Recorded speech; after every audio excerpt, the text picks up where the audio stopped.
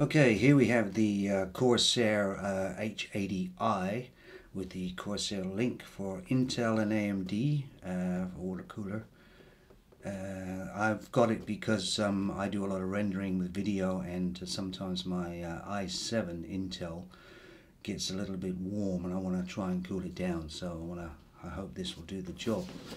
So here we have, I've already taken a few things out of it and also checked everything's in the box. So yeah, this is the little booklet you have with it, which is quite good. And then we have the balls of it. Okay, now here we have all the parts out and about here. This is the two fans that you get with it.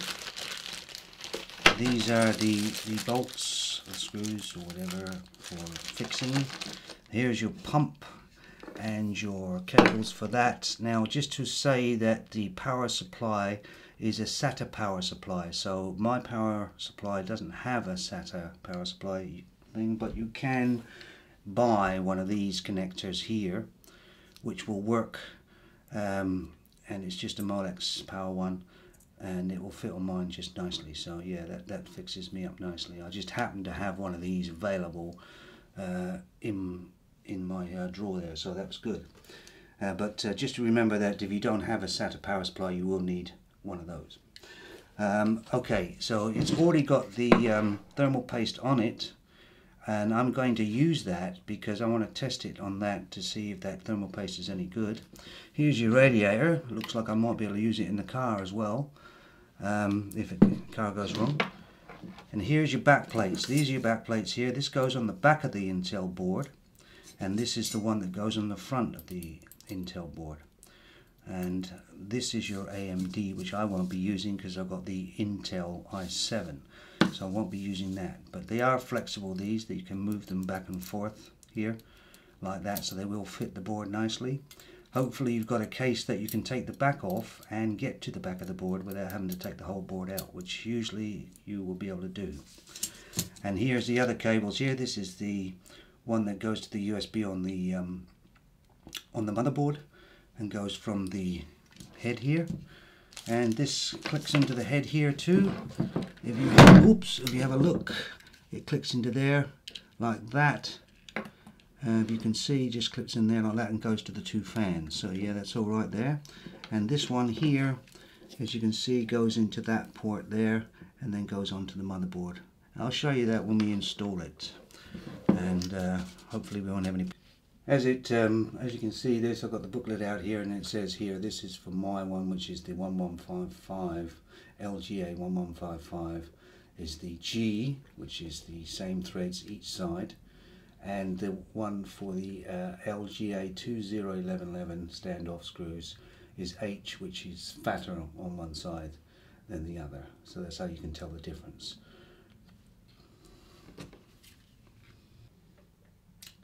Okay, this is the case. It's a Cool Master that I'm going to put this unit in. So I've got the camera in my hand, so, and don't say anything about the mess inside because I've got to tidy it up, I know, but never mind. Here we have the what a mess. Well, I have moved stuff around in there, so that's why it's such a mess and whatever. But anyway, this is where this is my Intel, which has the push things on the board, so we'll remove that.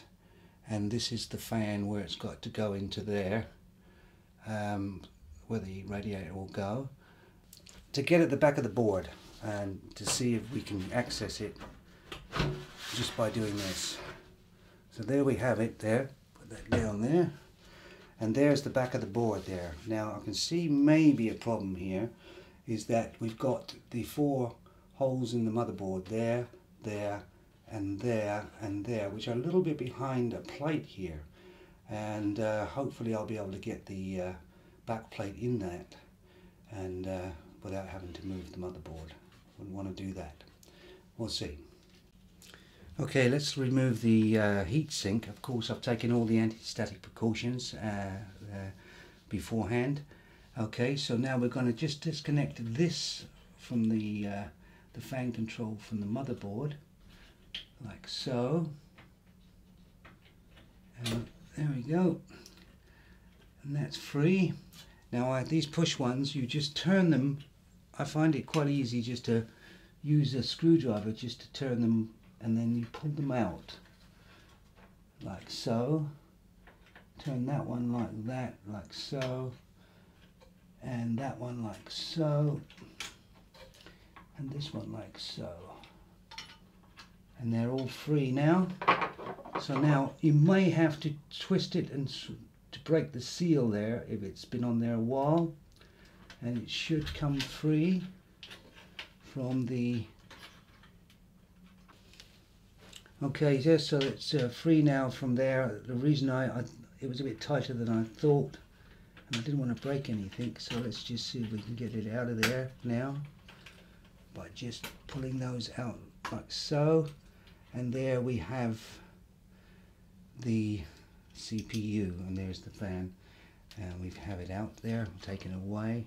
And what I should do is clean this off here anyway, and clean all that off with some stuff I have here, which I've had for some time now, and it really does work very well. So we'll clean that all off.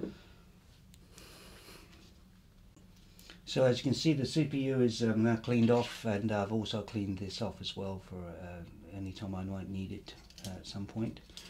I like to usually clean off the thermal paste off a CPU when it's already installed, and because you might bend the pins or anything like that. I don't want to do that on these ones, so I leave it installed if possible before I install the other thermal paste on it. Okay, now so we're going to install the radiator with the fans, so we're going to have to access this, which is around the back here, and you'll see there's 4 screws holding it. So I will undo these.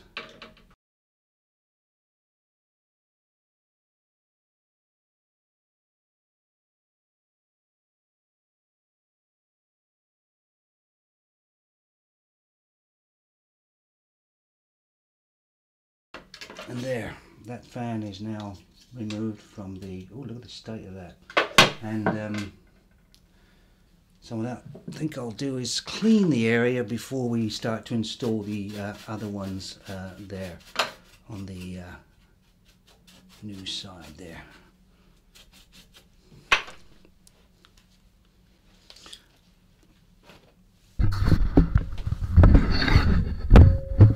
Okay, so here we have the screws that we need. We want 1, 2, 3, 4, 5, 6, 7, 8, which we do have 8. We have 4 washers which go on the outside of the case, fixing the outside, and the other ones go on the inside, obviously. And these are the standoffs. That's for AMD, and almost missed a thing there. And the fan, of course, has to blow. It blows.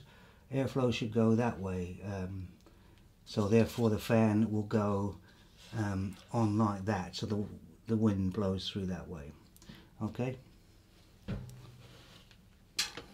So what I'm going to do is I'm going to put the this fan in like this, line it up with that hole there.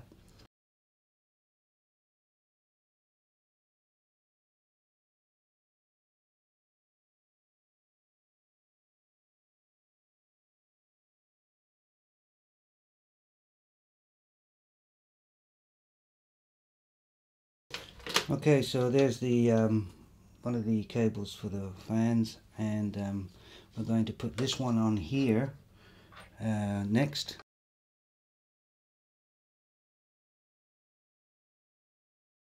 Okay, there we have the radiator installed with the 2 cables coming off of it, and the next thing we install will be the pump. Okay, now this is the 2 plates I'm going to put in. This is the back plate, and this is the top plate, of course. Now I have a problem with the back plate, as I showed earlier, that I can't get.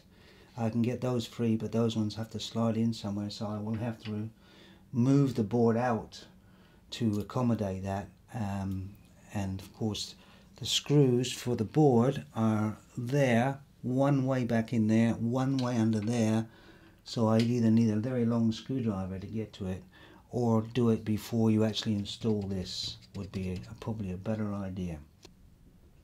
Yeah, just in case anybody has a Coolmaster case, this is the large size one. I had a bit of trouble getting the back plate on there. As you can see, two of them are clear. The other one I couldn't quite slide in there, so I had to loosen the motherboard off and slide them in that way, and then tighten the motherboard back up. Didn't have to take the motherboard out though. Okay, so anybody's got a Coolmaster case, you might want to be aware of that. Yeah, so with a Coolmaster case it would be best to put the back plate on first and then put this unit in here, which is not the way they show you in the book, but that would be the best way.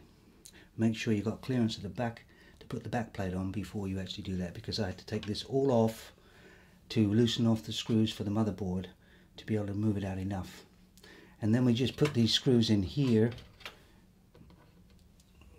these ones here, the ones with the intel, both sides.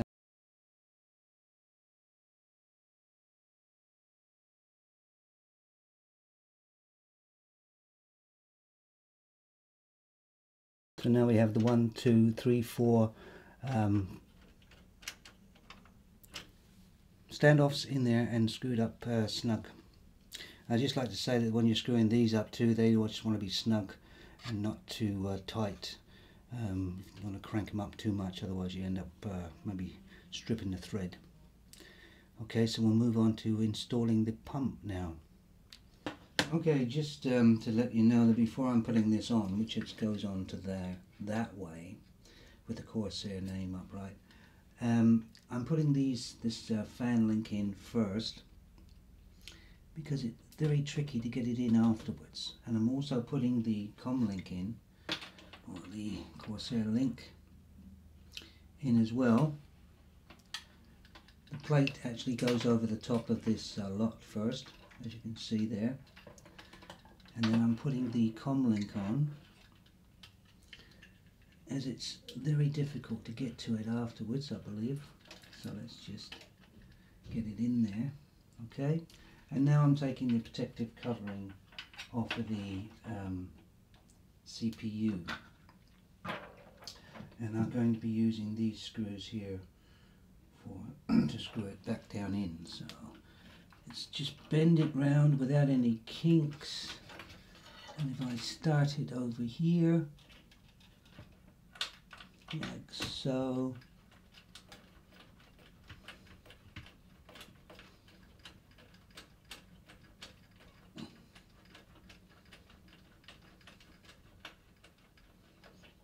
okay, and then we'll just slowly do these. Actually, that COM link actually gets in the way of actually doing it, so I'll have to take that one out. And there you go, you know that now. Take the COM link out to get this one in, and just screw it down in there like that.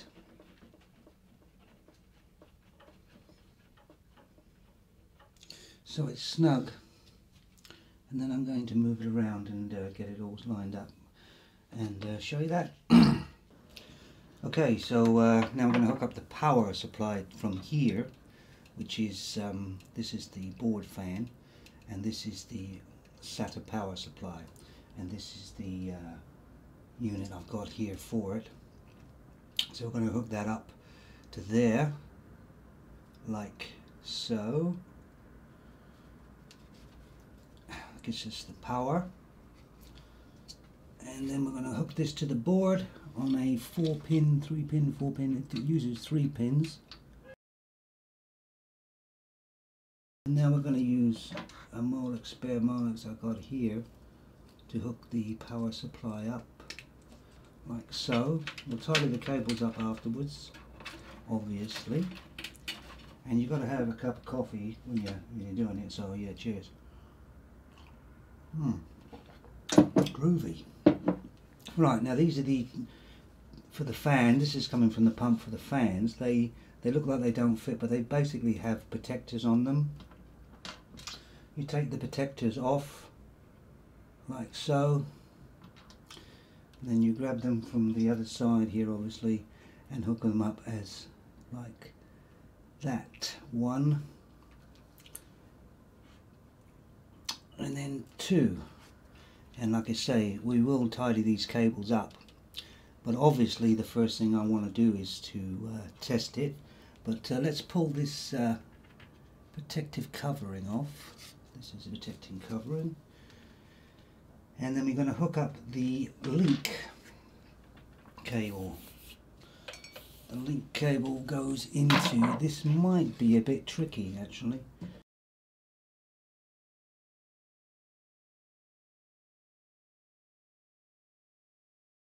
Okay, there's the link cable in there. So the link cable goes down here, and I'll put it down to my board at the moment, just for now, down to one of these headers down here. Okay, and then we can take a look and see what we got.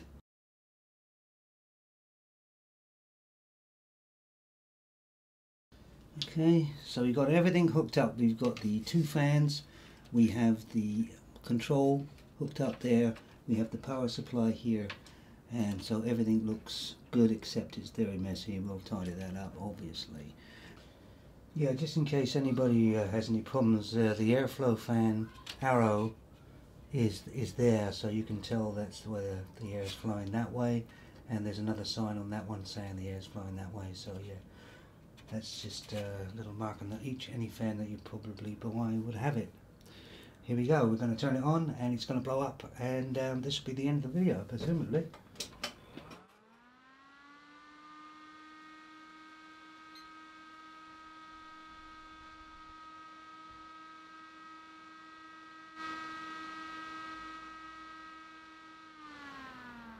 It does rev up when you start it up, apparently.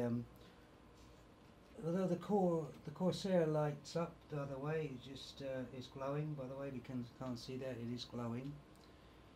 Just in case you're wondering, there's a 16 gigabyte of memory on there, and I'm using the board, this board here. It's an Asus P8 Z77V. Okay, and the graphics card, I think I told you before, is a 650 Ti with 2 gig of memory. Okay, normally when it's rendering, it's up in the 50-some degree mark, sometimes 62. At the moment, it's rendering in the CPU on the Asus motherboard thing. It's saying it's 34 or so, which is a lot better than it was. But I'll leave it to run. But we're gaining quite a lot of. It's running a lot cooler at the moment. I've got Battlefield 4 I might try as well and see what happens there. So I've been playing Battlefield 4 for a while now, and the temps, as you can see, are about 28 to 30 when I was playing under heavy load there. So now it's back down there, it's because I put pause, but it still runs very cool. So there you have it. A success! Yay!